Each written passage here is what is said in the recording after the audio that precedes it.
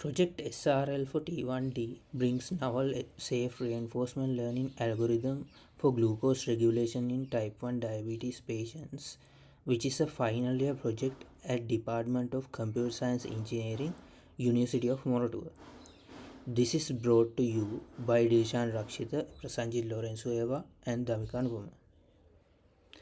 Type 1 diabetes, which happens due to autoimmune destruction of beta cells in the pancreas, makes up about 5% to 10% of all diagnoses diabetes causes from all around the world.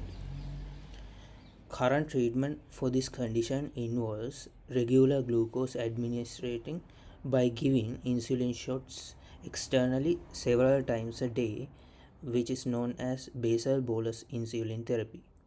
However, this requires a 20 minutes prior meal announcement and hence involves a considerable cognitive burden. While glucose regulation in a human body can vary from 39 mg deciliter to 600 mg deciliter, healthy glucose level is considered to be between 70 mg deciliter to 180 mg deciliter. Going below 39 mg deciliter limit or upper 600 mg deciliter can be considered as a failure in the regulation process, indicating a catastrophic threat to patient's life.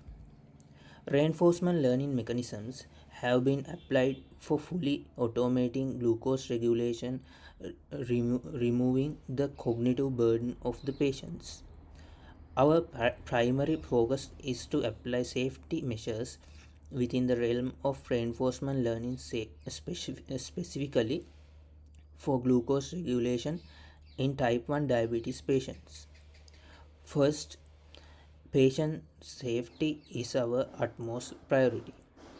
We aim to minimize catastrophic failures that can arise from improper insulin output or glucose input during the treatment process.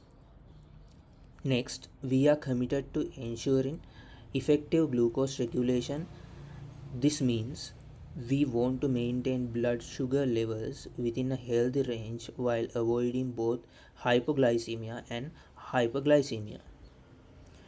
For training and the testing purposes, we used SimGlucose is a Python implementation of the FDA approved Uva type 1 diabetes simulator.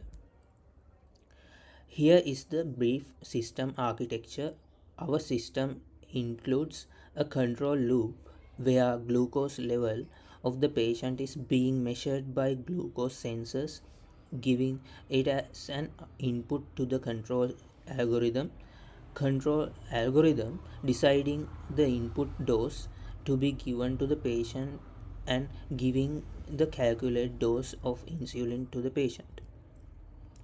We have three primary algorithms for training the RL policy: PPO, SAC, and G2P2C. However, we must also address the limitations of these algorithms. They often exhibit high variance and high failure rates, which can lead to results that fall short of clinical standards. Most importantly, there is a significant lack of focus on safe reinforcement learning within these models. Understanding these limitations is essentially as we move forward to explore safer alternatives, particularly the safe rollback policy optimization, which we will discuss next.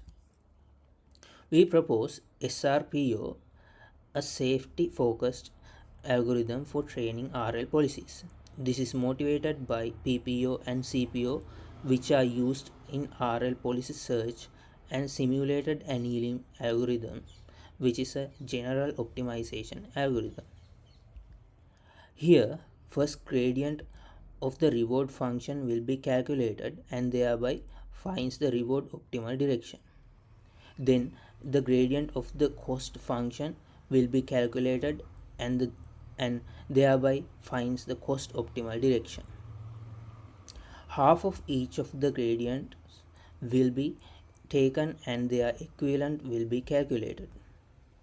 This will be the actual policy optimization direction. Here is an illustration of the SRPO algorithm.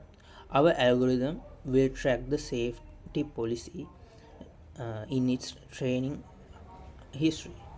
If the policy seems to go to unsafe regions within a degrading probability, the algorithm will roll back to the latest safest policy hence ensuring the safety of the policy.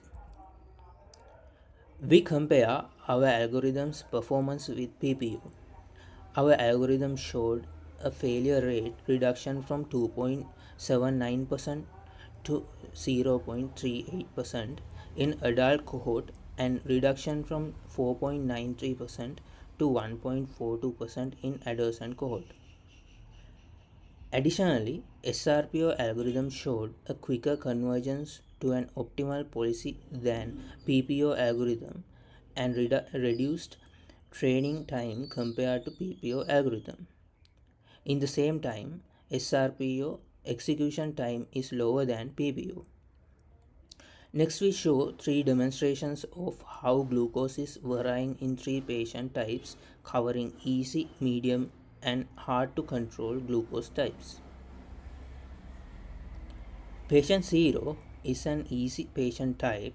Upper graph is glucose level versus simulation time, while the below graph is insulin delivery versus simulation time.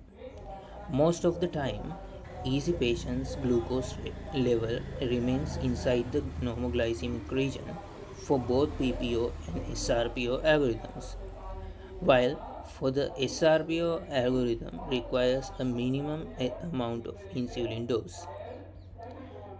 Patient 3 is a medium type patient. Unlike in easy patients, here comes few fluctuations in glucose curve for both of algorithms. But SRPO performs better while injecting a stable and lower insulin amount while keeping glucose level inside the normoglycemic region. Next comes patient 6, which is a hard case or which is a hard case. Although there are few more fluctuations in glucose curves, SRPO performs better with glucose and insulin curves.